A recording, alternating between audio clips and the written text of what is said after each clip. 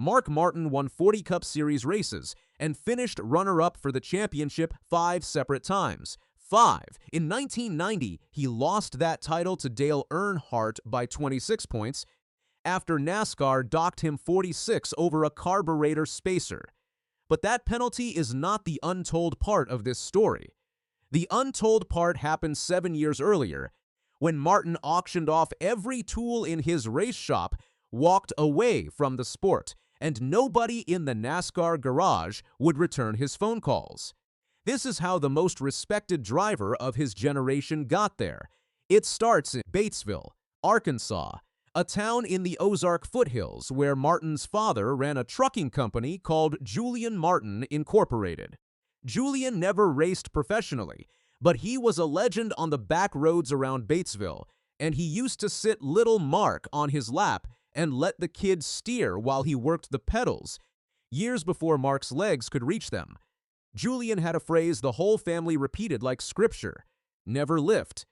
Keep your foot buried in the throttle and deal with the consequences later. By 15, Mark was racing cars his father and his buddies built in an Arkansas shop, and he was already beating grown men. So, he went north to the American Speed Association, the meanest short track series in the country, wheeling against hard cases like Dick Trickle, Joe Shear, and Bobby Allison. Rookie of the Year in 1977, then championships in 1978, 1979, and 1980, 3 in a row, before he turned 22. Every scout in stock car racing knew the name. Then he did what every hotshot in this sport does. He took his own money, built his own Winston Cup team, and rolled into NASCAR in 1981. He won a pole in only his second start. He ran the full schedule in 1982 and finished 14th in points. And then 1983 took a wrecking ball to all of it. A $50,000 sponsorship deal fell apart when the company simply never paid what it owed.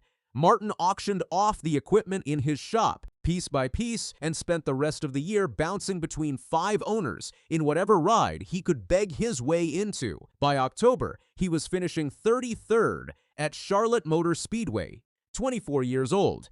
In his own words, a broken man physically, emotionally, and economically, so he left. He moved to Wisconsin, went back to short track racing in the ASA, and disappeared from the national radar completely. The phone stopped ringing, and late at night, after the work in the shop was finished, he started drinking hard. His sister put it bluntly, saying there are very few things Mark Martin does not do well. That detail matters, because Martin watched his own father fight alcohol through his entire childhood. He has talked openly about the genetics of it, about a son of an alcoholic carrying roughly 5 times the risk, and about the day he looked in the mirror and decided which man he was going to be. Even at his lowest, the driving never dropped off. 4th in ASA points in 1984, 4th again in 1985, then 7 poles, 5 wins, and a 4th ASA National Championship in 1986. In 1987, he took a full-time Busch Series ride with Lawmaster Racing,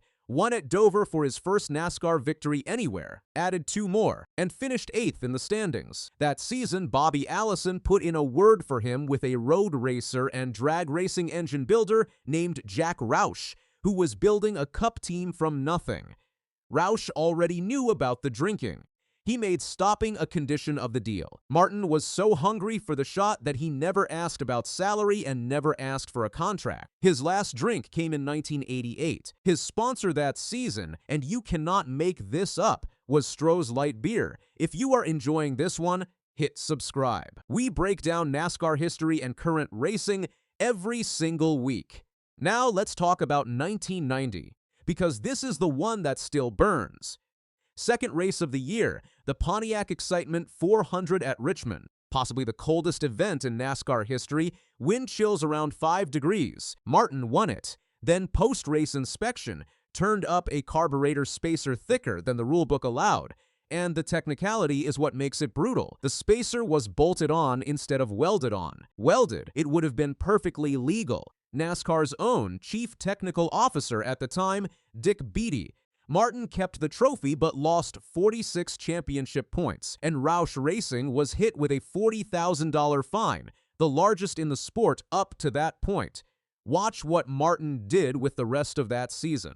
He finished no worse than 14th over the final 26 races. He held the points lead for 16 straight weeks, and he lost the championship to Dale Earnhardt by 26 points. Run that math yourself. Without the penalty, Mark Martin wins the 1990 Winston Cup title by roughly 20 points, and Richard Petty stays the only 7-time champion in the sport. Jack Roush said years later his heart was broke over it, and that he almost did not care if he ever won a championship. The second gut punch came on August 8, 1998, in the middle of the finest season Martin ever put together.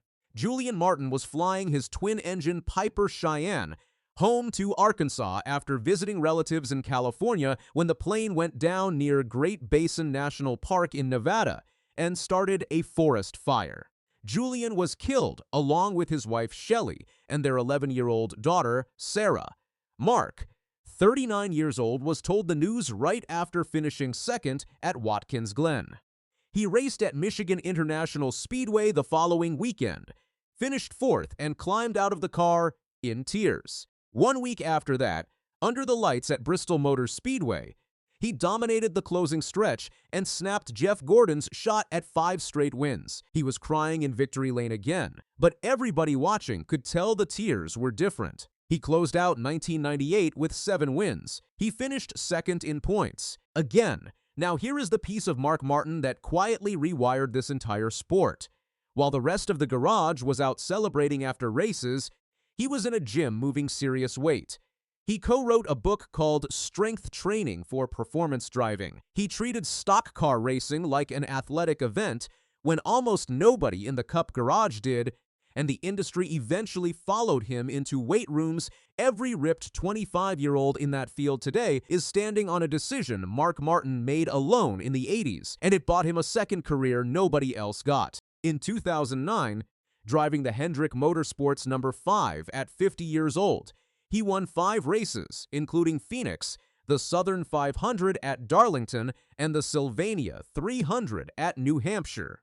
He entered the chase as the points leader. He finished second to Jimmy Johnson, his 5th runner-up, tying Richard Petty and Bobby Allison for the most in history. 2 years before that, in the 2007 Daytona 500, he led the field to the white flag and lost to Kevin Harvick by 0.02 of a second. Mark Martin. Julian never got to see any of it. Mark has said the last 3 words the two of them ever spoke to each other were, "I love you." So tell me straight in the comments, does a driver need the trophy to be an all-time great, or did Mark Martin already answer that? And if you want the other half of that 1990 fight, the Dale Earnhardt video on screen picks it up.